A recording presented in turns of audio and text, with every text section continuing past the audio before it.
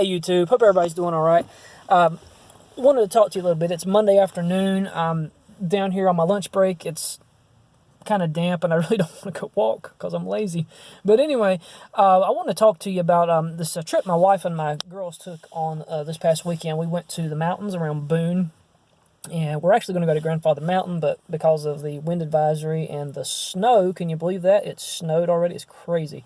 But anyways, because of that, they closed down the Mile High Swinging Bridge. And what's the point of going to Grandfather Mountain if you can't go across the Mile High Swinging Bridge? That's kind of really the only reason to go there, other than the trails and nature and everything. But anyway, instead of doing that, we did a bunch of stuff. We did a bunch of different things. Some things were free. Some of them we had to pay a little bit for, but it's okay. Among the things that we did, we went to Linville Falls. I've never been to Linville Falls. Always wanted to go, but in my 36 years was never able to go.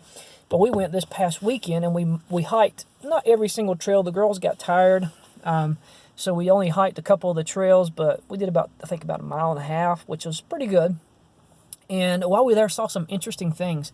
First thing I saw of interest when we went down to the falls, we walked out onto the rocks and got to look, and I wish I could show a picture. Maybe I can edit this video a little bit later and put a picture in there. But some of the rocks were actually formed, and they were in perfect layers. They were symmetrical, about an inch thick, and it's like they were just poured one layer on top of another, but they're curved. They're not straight. They're not rigid. They're curved. It's the craziest thing I've ever seen. And so I took several pictures of that, and I got to thinking, there's only one way that could happen. That couldn't have happened over billions of years the way that the evolutionists would have us think that the Earth is billions of years old. It couldn't happen. That had to happen rather, very rapidly through, say, a catastrophic event, something as, I don't know, something maybe like a worldwide flood in the days of Noah. Maybe that could explain it. I'm just saying, throwing that out there for you. It's a theory. It's a theory. We need to examine it and see if there's a possibility. But there's no way that those rock formations could have formed that way. They would have broken if they were done over millions and billions of years. They would have broken. They would have been brittle. They would not have been as symmetrical, and they wouldn't have been one on top of another, I wouldn't think. So that was very interesting to me, to see God's handiwork. It's like God saying, hey, guess what? I am here. Hey, guess what? I did do this. Hey, I did create this world. I did reshape the world whenever I sent the flood. And that's amazing to me. Second thing that we saw was with the Linville Caverns. That's probably a little bit more famous than the Linville Falls, although it shouldn't be. Not saying anything bad about the caverns. I'm just thinking that those falls were amazing, and I would highly recommend anybody go there. It doesn't cost you a dime, just gas to get there. But the caverns, was a slight charge for it. It wasn't too much, really. We consider everything that you got to do, walking through the cave and everything.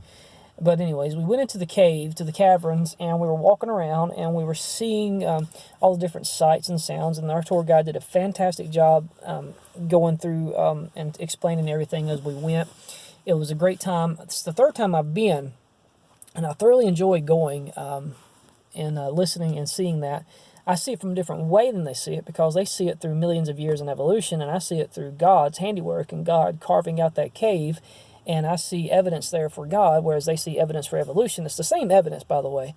I had someone comment on one of my previous evolution versus creation videos, and they disagree with me that we don't look at the same evidence, that creationists and evolutionists evidently have two different sets of evidence. I disagree with that, because we live on the same earth. We have one earth. We have the same fossil record. We have one fossil record. We have the same nature. We have the same creatures that are alive today that we can see and observe and study. And we have creatures that are dead and gone, such as the dinosaurs, who are in the fossil record that we can see, dig up, and study.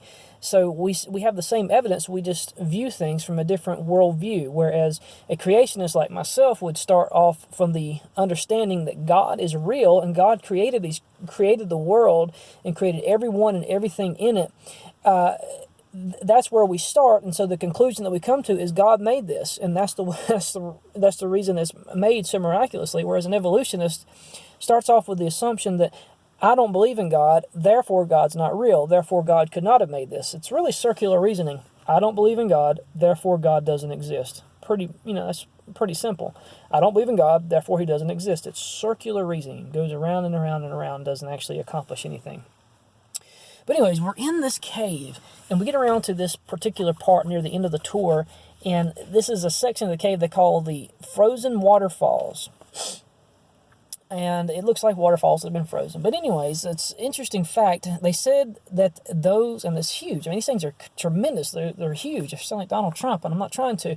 But anyways, the huge. All right, so we're standing there and looking at these formations, these frozen waterfall formations, and our tour guide tells us that these waterfalls, this stone grows at a rate of 1 cubic inch per 125 years.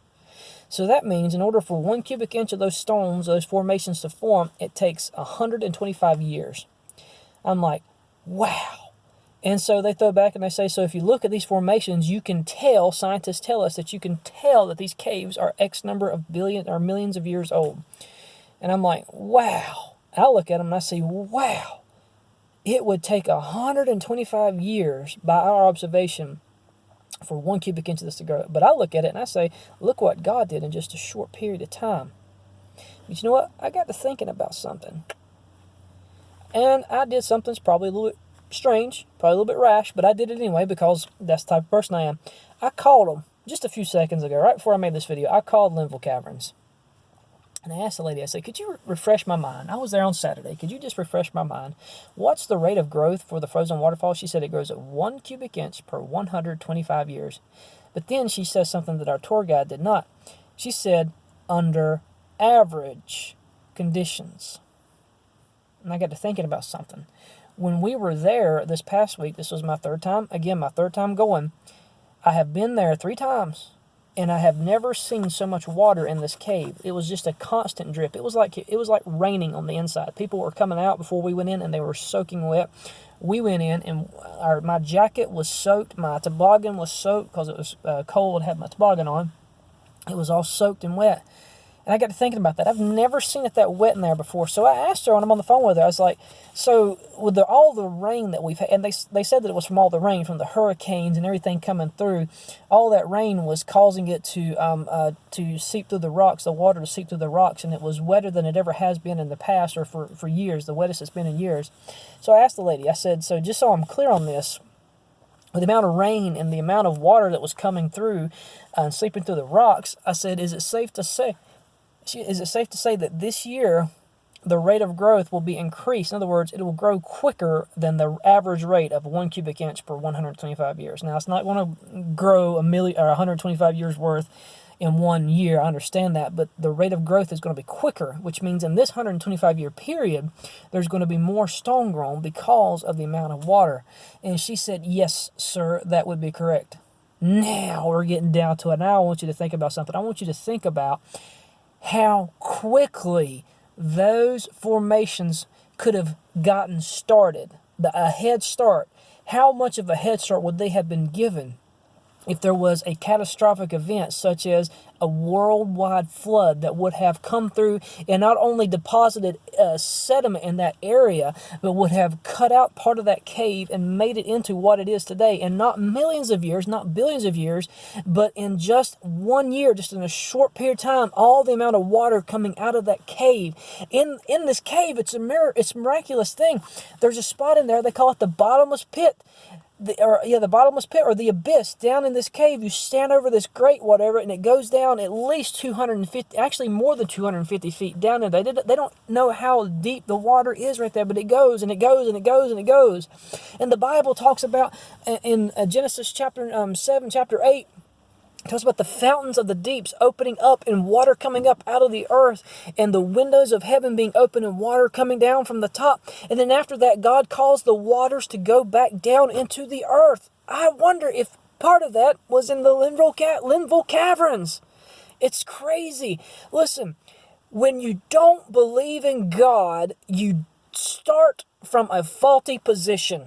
And when you start from a faulty position, you reach faulty conclusions. But if you just start with God and trust Him, guess what? You will come across the truth, in some cases by accident, but you'll come across the truth and you can believe what it says. This trip just proved to me even more that the Bible is real and trustworthy, and we can believe everything that it says.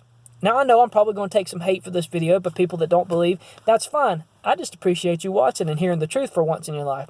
Y'all take care. Have a great afternoon. I'm going to go teach some more history.